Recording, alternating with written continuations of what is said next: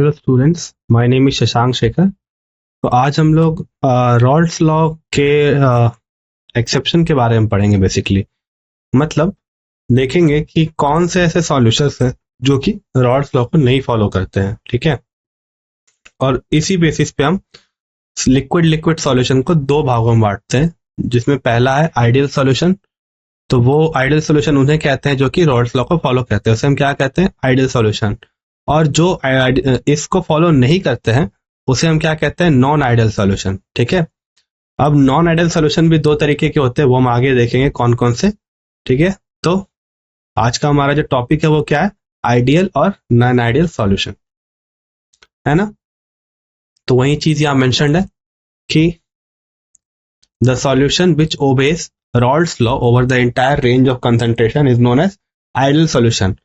अब ideal solution की दो इंपॉर्टेंट प्रॉपर्टीज होती है। ठीक है, पहली प्रॉपर्टी क्या है कि डेल्टा एच मिक्स 0 0 होता है। इसका मतलब क्या हुआ कि जब आप दो लिक्विड, जो आपने कहा कि आपने लिक्विड लिक्विड सॉल्यूशन बनाना है, मतलब आपको दो लिक्विड को डिसॉल्व करना है। तो जब आप इन दो लिक्विड्स को डिसॉल्व करो तो इस डी सॉल्यूशन के समय, या फिर आप कह सकते हो सॉल्यूशन बनाने के समय, इंथैल्पी चेंज नहीं होना चाहिए। ठीक है, मतलब ना ही कोई थर्मल एनर्जी एब्जॉर्ब होनी चाहिए और ना ही रिलीज होनी चाहिए, है ना। तो ये चीज इंपॉर्टेंट है कि हमारे जो आइडियल सॉल्यूशन होते हैं उनमें इंथैल्पी चेंज होता है during making of solution is 0 and delta V mix is also 0। मतलब जब आप उन दोनों लिक्विड्स को मिक्स कर रहे हो तो जो नेट वॉल्यूम जो आना चाहिए दोनों को ऐड करने के बाद, वो इंडिविजुअल कंट्रीब्यूशन के बराबर आना चाहिए। ठीक है, मतलब इंडिविजुअल कंट्रीब्यूशन के सम के बराबर आना चाहिए। सपोज आपने दो लिक्विड्स मिलाए, जो पहला था वो V1 था, जो दूसरा था वो V2 है, तो जो फाइनल वॉल्यूम बनेगा वो V1 प्लस V2 होने चाहिए। ठीक है, तो अगर आप फाइनल माइनस इनिशियल करोगे तो क्या आएगा, 0 आएगा। तो यही इसका मतलब है। तो क्या हो गया, दो चीजें कौन सी हो गई आइडियल सॉल्यूशन के लिए। पहला डेल्टा एच मिक्स 0, मतलब जब आप मिक्स कर रहे हो तो उस प्रोसेस के दौरान कोई एंथैल्पी चेंज नहीं देखने को मिलनी चाहिए और ना ही कोई वॉल्यूम चेंज होना चाहिए। क्लियर है ये चीज? ओके, अब इसे कैसे समझेंगे। ठीक है, मॉलिक्यूलर लेवल पे इसे कैसे समझेंगे। तो आइडियल सॉल्यूशन कब बनता है, जब हमारा जो इंटरेक्शन सेटअप हो रहा है। ठीक है, इसे ऐसे समझो कि इनिशियली क्या था, हमारे पास प्योर प्योर क्या कहते हैं, प्योर लिक्विड ए था। ठीक है, अब प्योर लिक्विड ए में कैसा इंटरेक्शन है, तो ए मॉलिक्यूल ऑफ ए दूसरे मॉलिक्यूल ऑफ ए के साथ कुछ इंटरेक्शन कर रहा होगा। ठीक है, इंटरेक्शन मतलब अट्रैक्शन होगा, कुछ फोर्स ऑफ अट्रैक्शन होगा, तभी तो ये एक साथ होकर के लिक्विड स्टेट में कम मौजूद है ना। इसी तरीके से जो बी और बी पार्टिकल होंगे प्योर बी सॉल्यूशन में, वो भी आपस में क्या कर रहे होंगे, इंटरेक्ट कर रहे होंगे। तो इन दोनों के बीच का जो इंटरेक्शन है उसे हम क्या बोल रहे हैं, ए इंटरेक्शन और बी बी इंटरेक्शन। अब जब हमने इन दोनों सॉल्यूशन, इंडिपेंडेंट सॉल्यूशन को जब ऐड किया तो अब क्या होगा, ए और बी ऐड हो गया, तो अब एक नया तरह का इंटरेक्शन देखने को मिलेगा जो कि होगा ए बी इंटरेक्शन। ये ऑब्वियस है, इनिशियली ए इंटरेक्शन हो रहा था सिर्फ प्योर वाले ए में और बी बी इंटरेक्शन हो रहा था प्योर वाले बी में। जब आपने दोनों को मिला दिया तो एक नया इंटरेक्शन सेटअप हुआ जिसे हम बोलते हैं ए बी इंटरेक्शन। तो जब ये जो नया ए बी इंटरेक्शन है उसका जो स्ट्रेंथ है वो ए और बी बी इंटरेक्शन के बराबर हो, तब क्या बनता है हमें, तब हमें आइडियल सॉल्यूशन देखने को मिलता है। तो वही चीज यहाँ मेंशन है कि जो इंटरमॉलिक्यूलर अट्रैक्टिव फोर्स है ए और बी के बीच में, ठीक है, और ए बी के बीच में, वो क्या है, तीनों ऑलमोस्ट बराबर है। And that results in a what that results in a ideal solution. अब एक परफेक्टली आइडियल सॉल्यूशन मिलना नामुमकिन है, मतलब it is almost very rare to find a very perfect ideal solution. पर हम नियरली आइडियल सॉल्यूशन बना सकते हैं, मतलब वो सॉल्यूशन जो almost as a ideal solution act करे, जैसे कि solution of N hexane and N heptane. अब यहाँ पे कौन सा फैक्टर डिसाइड करता है कि आपका जो सॉल्यूशन बन रहा है उसमें आइडियलनेस कितना होगा या फिर नॉन आइडियलनेस कितना होगा। तो वो डिसाइड करता है कि आप कैसे सॉल्यूट को डिसॉल्व करें, कैसे सॉल्वेंट में, मतलब कंपोनेंट्स के नेचर पे डिपेंड करता है। तो आपको पता है कि पोलर डिसॉल्व इन पोलर, तो अगर आप एक दोनों लिक्विड जो ले रहे हो अगर दोनों पोलर है तो अब चांसेस ज्यादा है कि आपका जो सॉल्यूशन बनेगा वो क्या होगा, वो आइडियल सॉल्यूशन होगा। सिमिलरली अगर आपने दोनों नॉन आइडियल लिया है तो आपका जो फाइनल सॉल्यूशन बनेगा वो भी क्या बनेगा, जो फाइनल सॉल्यूशन बनेगा वो भी नॉन आइडियल बनेगा, और चांसेस ज्यादा रहेंगे कि वो क्या हो, आइडियल हो। ठीक है, इसी तरीके से एक और पेयर है जिसका नाम है ब्रोमो इथेन और क्लोरो इथेन। ठीक है, नेक्स्ट एक और एग्जांपल है बेंजीन और टॉल्विन। तो ये सारे के सारे क्या है, ये सारे के सारे आइडियल सॉल्यूशन बनाने के लिए, सॉरी नियरली आइडियल सॉल्यूशन बनाने के लिए एग्जांपल्स है।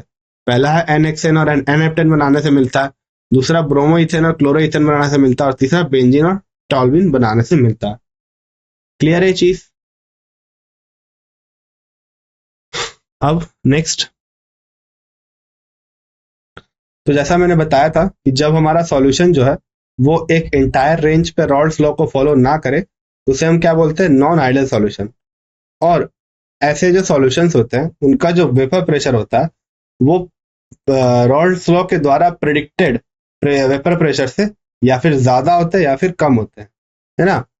अगर ज्यादा है तो उसे हम क्या बोलते हैं, इफ इट इज हायर तो हम सॉल्यूशन को बोलेंगे कि वो पॉजिटिव डेविएशन एग्जिबिट कर रहा है।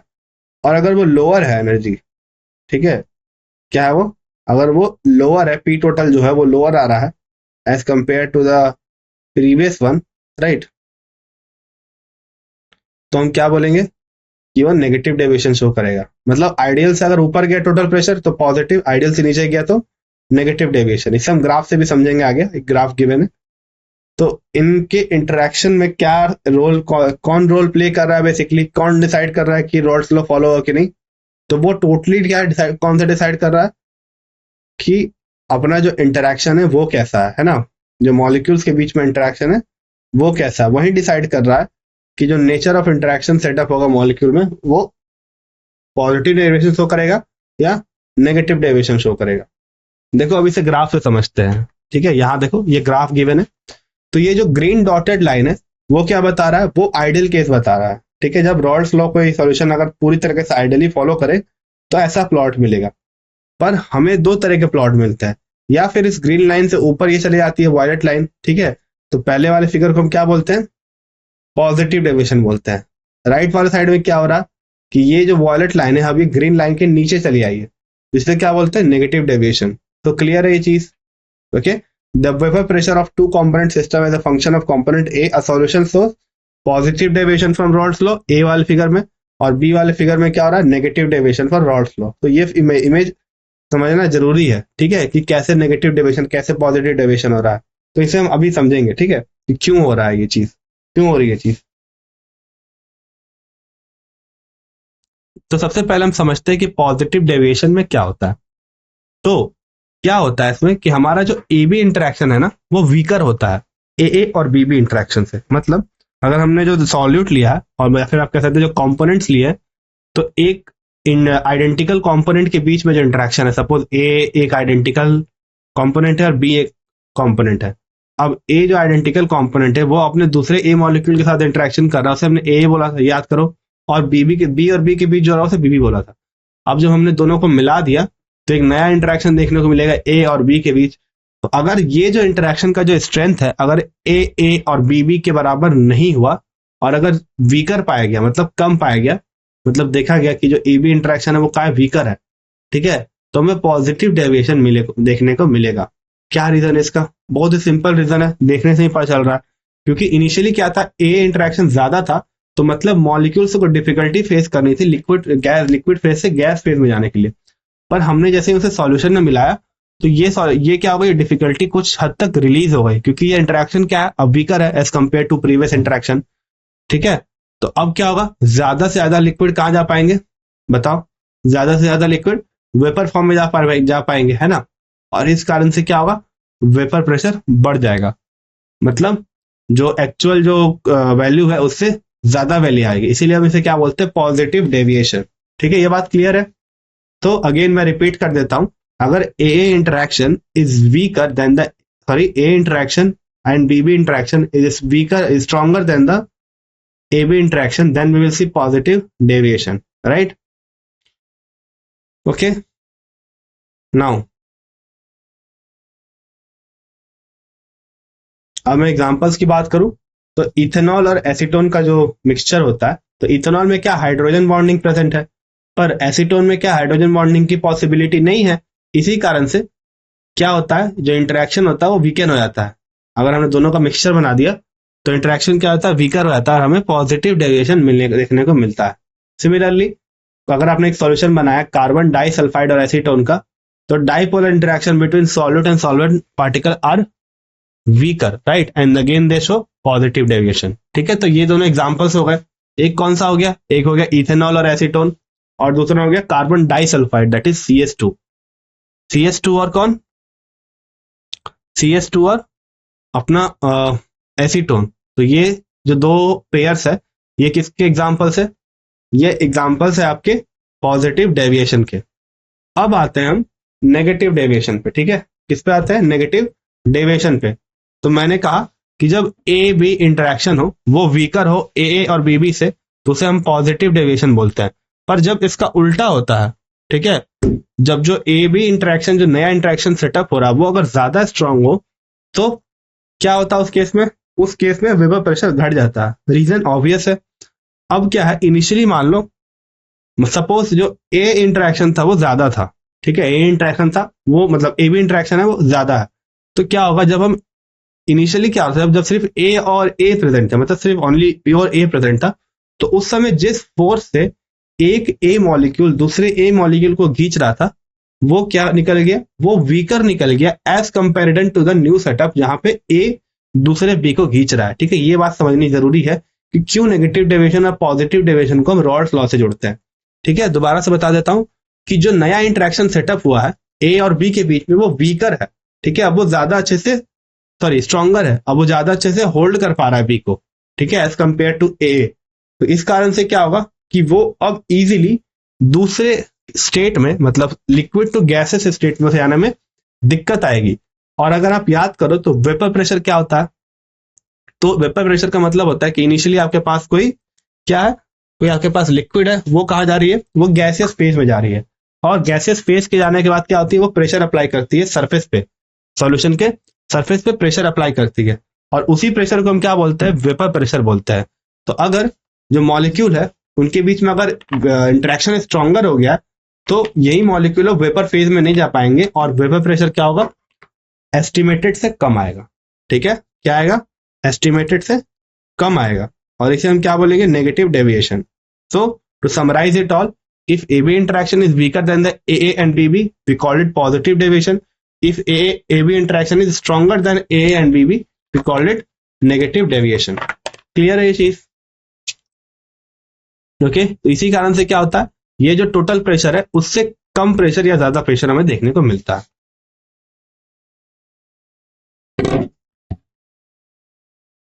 इसका एग्जाम्पल क्या है,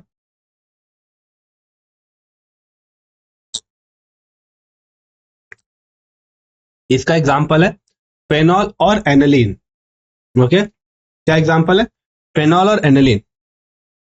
तो जो फेनॉल और एनिलीन की जब हम करते हैं, मिलाते हैं, तो क्या होता है, intermolecular hydrogen bonding between phenolic proton and nitrogen lone pair of aniline stronger than the respective intermolecular hydrogen bonding between similar molecule. क्या हुआ इसका मतलब कि इनिशियली भी कोई इंटरेक्शन हो रहा हो, ऑफ कोर्स, जैसे आपका फेनॉल है, फेनॉल का O, एक फेनॉल का O दूसरे फेनॉल के H के साथ हाइड्रोजन बॉन्डिंग कर रहा होगा, साइमल्टेनियसली अपना भी H दूसरे O के साथ उसका इंटरेक्शन हो रहा होगा।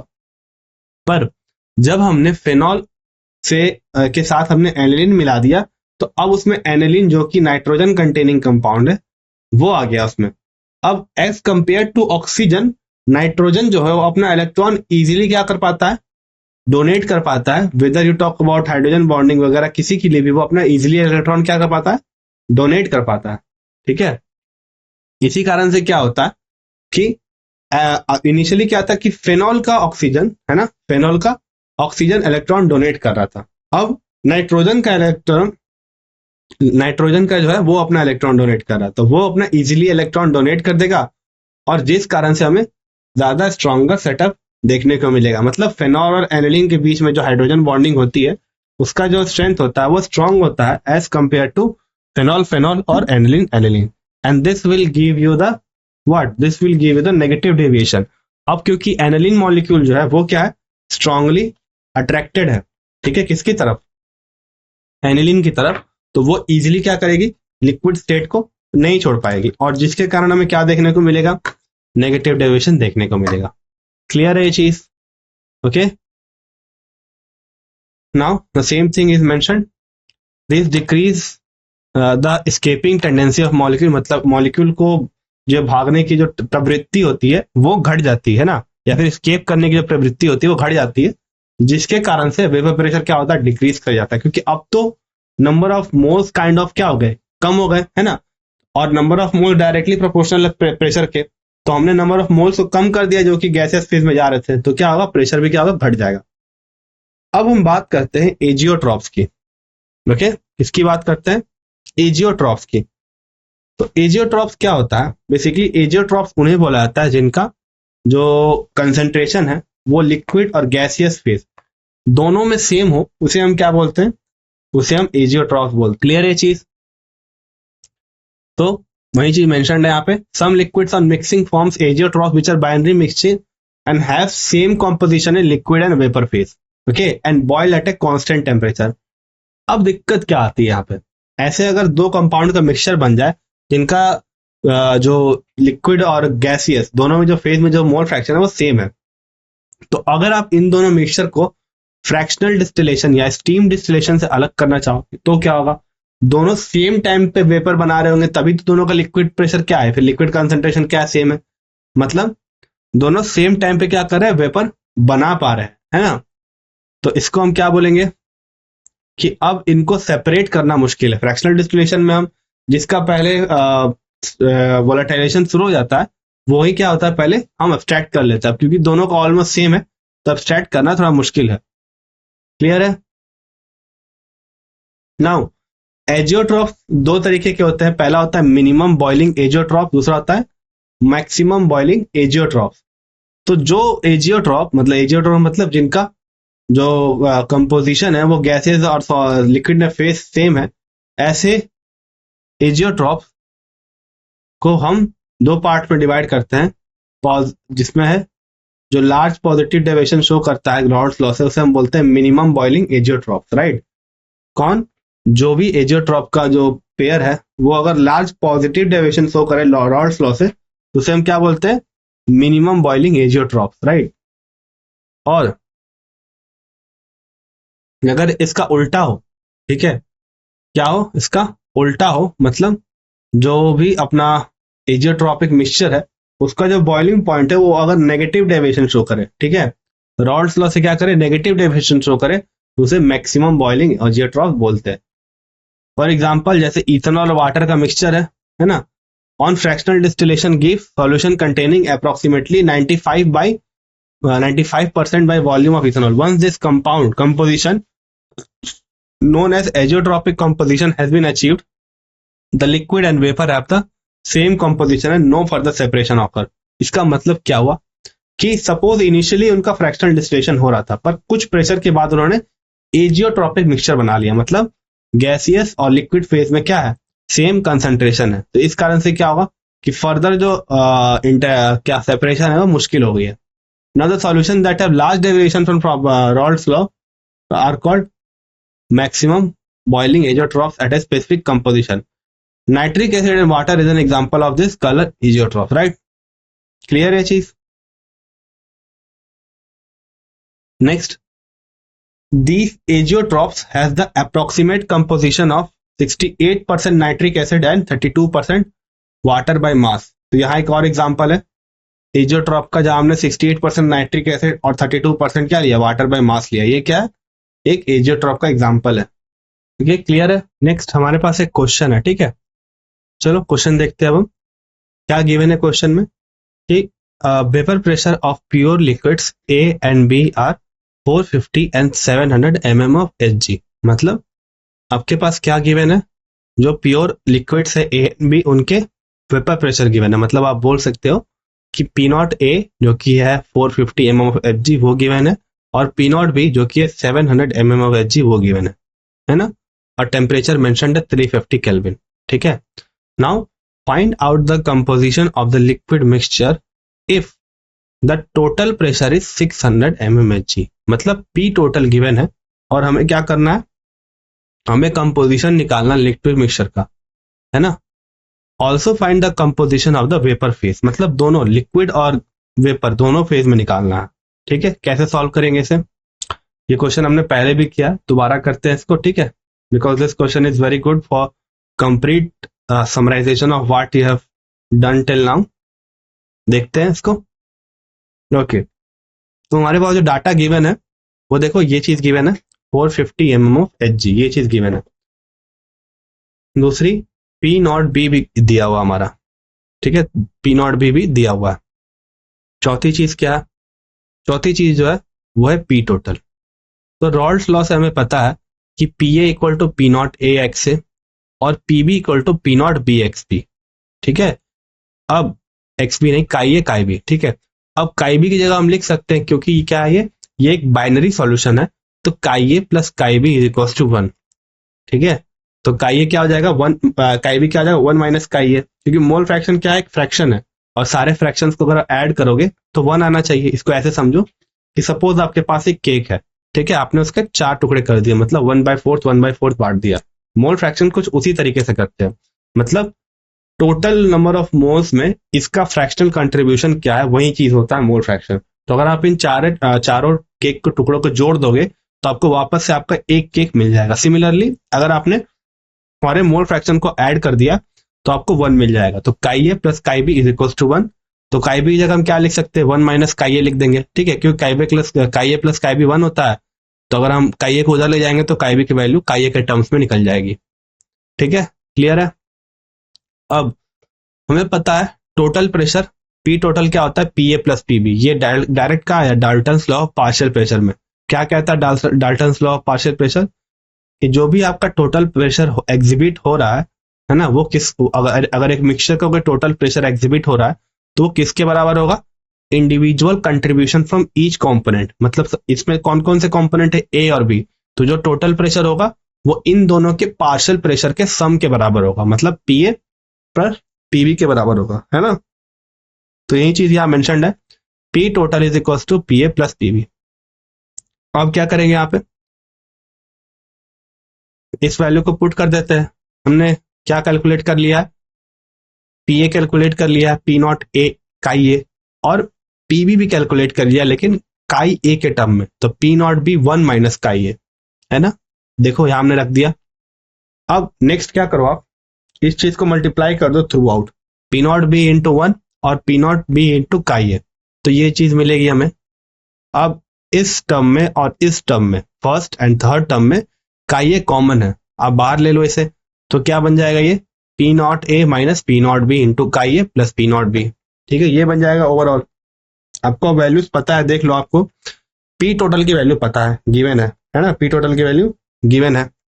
नेक्स्ट क्या है, पी नॉट ए की वैल्यू गिवन है, मतलब प्योर कंपोनेंट की भी वैल्यू गिवन है, देख लो यहाँ पे 450। पी नॉट बी की वैल्यू गिवन है ना 700, और लास्ट में पी टोटल की वैल्यू गिवन है जो कि 600 है ना। तो तीनों की वैल्यू क्या कर दिया हमने, यहाँ पे सब्स्टिट्यूट कर दिया। अब सिंपल अर्थमेटिक एक ऑपरेशन है, 700 को इधर ले जाओगे तो -100 आएगा। फाइनली क्या काई ए क्या निकल के आएगा, 0.4 निकल के आएगा, है ना। तो काई ए हमने कैलकुलेट कर लिया, काई बी का फॉर्मूला बता रखा है मैंने, काई ए प्लस काई बी 1 होता है, तो काई बी क्या होगा 1 माइनस काई ए होगा, तो 1 माइनस 0.4 क्या आएगी वैल्यू, सिंपल आएगी 0.6। ठीक है, यहां तक क्लियर है।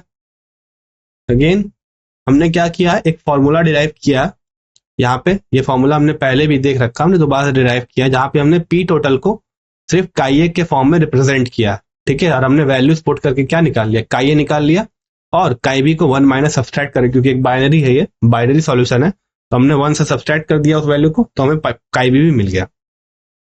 ओके, नेक्स्ट अब हम क्या करेंगे, हमें क्या करना था, क्वेश्चन में देखो दोबारा से, क्वेश्चन में हमें कंपोजिशन निकालना था, तो मतलब काई ए और काई बी निकालना था। ओके, अब दूसरी चीज हमें क्या निकालनी है, कंपोजिशन वेपर फेज में निकालना है। ठीक है, वेपर फेज में हमें कंपोजिशन निकालना है। तो उससे पहले हमें क्या चाहिए, उससे पहले हमें पीए चाहिए, क्योंकि जो फॉर्मूला होता है टोटल कंपोजिशन वेपर फेज में निकालने का, अगर आप याद करोगे तो वो फॉर्मूला होता है PA Y A P total. जहां P A partial pressure of A है, वाई ए है mole fraction in gaseous phase, जो कि हमें कैलकुलेट करना है दोनों के लिए, और पी टोटल क्या है, टोटल प्रेशर। तो टोटल प्रेशर तो हमारे पास है, वाई ए हमें कैलकुलेट करना है, पर पी ए हमारे पास नहीं है। तो पी ए हम यहां से निकाल सकते हैं ना, क्योंकि हमें पी नॉट ए हमें पहले से पता थी और काई ए हमने कैलकुलेट कर लिया। तो 450 into 0.4 that is 180 mm of H G. यहाँ याद रखो यूनिट बहुत ही इंपॉर्टेंट है, सेम यूनिट में रहेगा।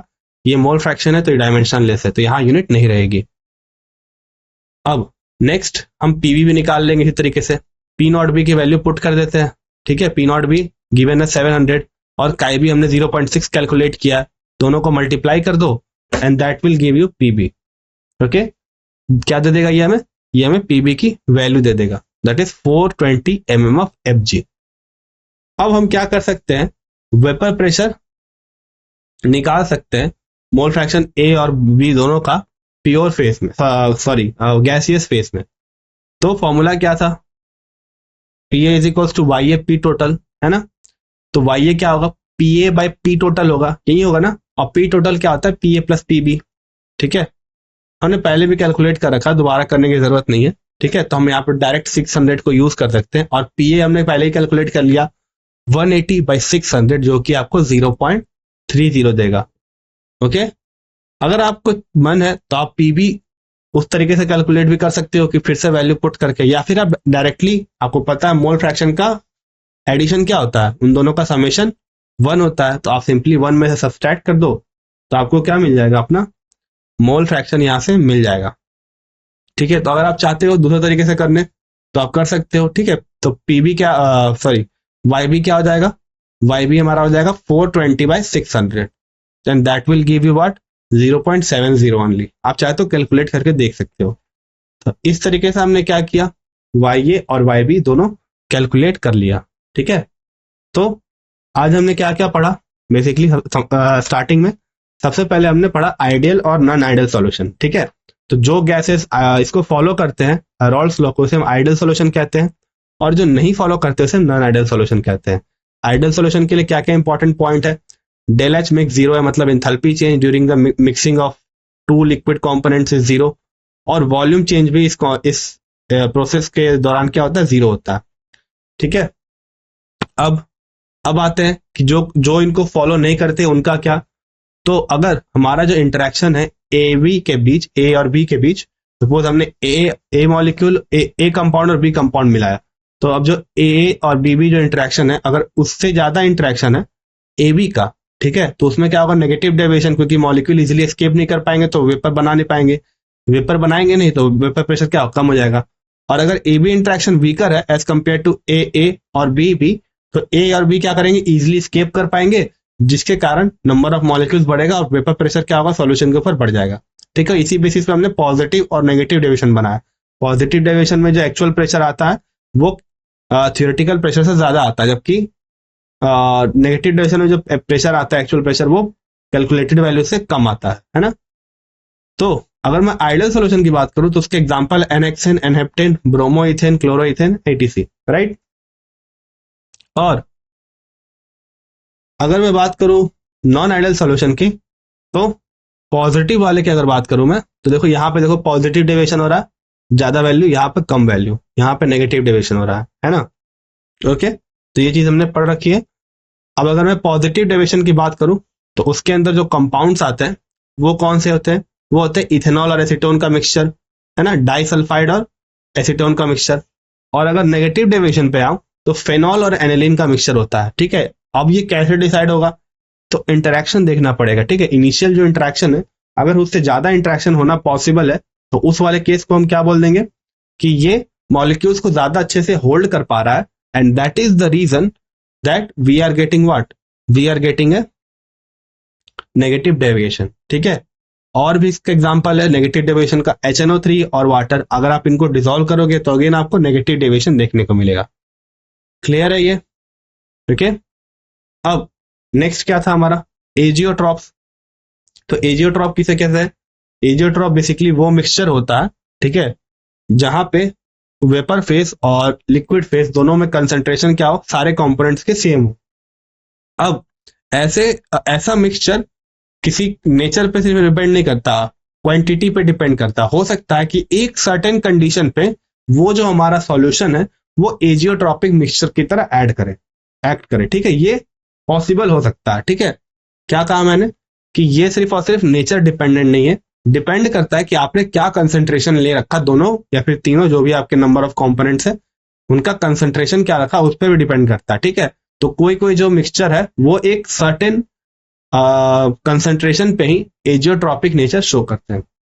अब आते मिनिमम और मैक्सिमम बॉइलिंग एजियोट्रॉप पे। तो जो लार्ज पॉजिटिव डेविएशन शो करेंगे, जो भी मिक्सचर अगर लार्ज पॉजिटिव डेविएशन शो करेगा रॉल्स लॉ से, उसे हम बोलेंगे मिनिमम बॉइलिंग एजियोट्रॉप, है ना।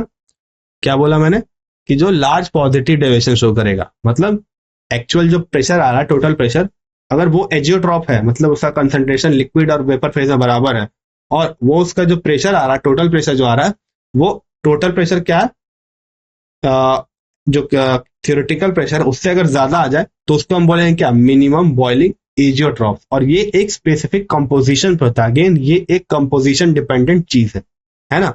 अब नेक्स्ट क्या है, अगर वो लार्ज नेगेटिव डेविएशन शो करे तो उसे हम क्या बोलते हैं, मैक्सिमम बॉइलिंग एजियोट्रॉप। जैसे कि नाइट्रिक एसिड और वाटर। ठीक है, ये किसका एग्जाम्पल है, ये मैक्सिमम बॉइलिंग एजियोट्रॉप्स का एग्जाम्पल है। जबकि इथेनॉल और वाटर जो है, जब उसे हम 95% बाई वॉल्यूम अगर इथेनॉल लेते हैं, मतलब अगर आप 100 ml ऑफ वाटर ले रहे हो तो 95 ml उसमें क्या, इथेनॉल आना चाहिए। तो जब हम ऐसा मिक्सचर लेते हैं तब क्या देखने को मिलता है, तब हमें मिनिमम बॉइलिंग एजियोट्रॉप देखने को मिलता है। और जब हम नाइट्रिक एसिड और वाटर का एग्जाम्पल ले तो वो हमें मैक्सिमम बॉइलिंग एजियोट्रॉप देखने को देता है। और क्या कंपोजिशन होता है एजियोट्रॉप की तरह परफॉर्म करने के लिए, 68% nitric acid and 32% water by mass. ठीक है, ये नीचे वाला मास का परसेंटेज के अकॉर्डिंग है और ऊपर वाला 95% इथेनॉल होना चाहिए, मतलब वॉल्यूम के अकॉर्डिंग है ना। क्लियर है ये। So this was for today's class. So we have completed the Raoult's law. Next class में हम relative lowering of vapour pressure और एक दो कोलिगेटिव प्रॉपर्टीज के बारे में पढ़ेंगे। ठीक है, thank you for your time. This is the end of the lecture. Thank you.